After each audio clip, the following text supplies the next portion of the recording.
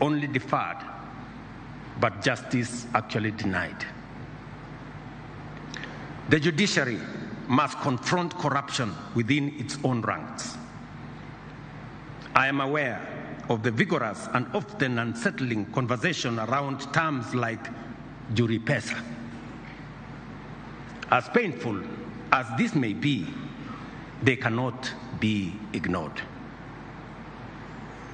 If the institution mandated to dispense justice is perceived as corrupt, it not only erodes confidence, but undermines the very constitution it is sworn to protect. The judiciary must rise to its highest calling to cleanse itself, uphold its independence with integrity, and prove itself the true temple of justice for all Kenyans.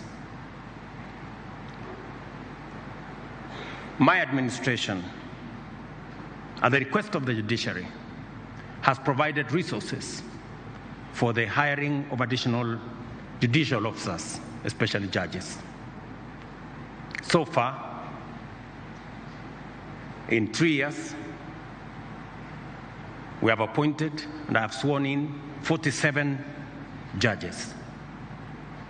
Another 50 are being recruited as we talk. That will make it 97 judges in 3 years. No other administration has provided such kind of human capital to support our judiciary.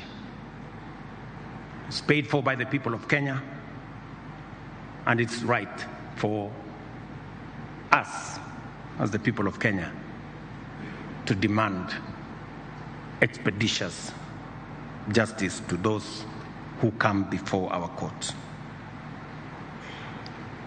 In summary, fellow citizens, our national values must not remain words on paper. They must be lived, practiced, and defended every day by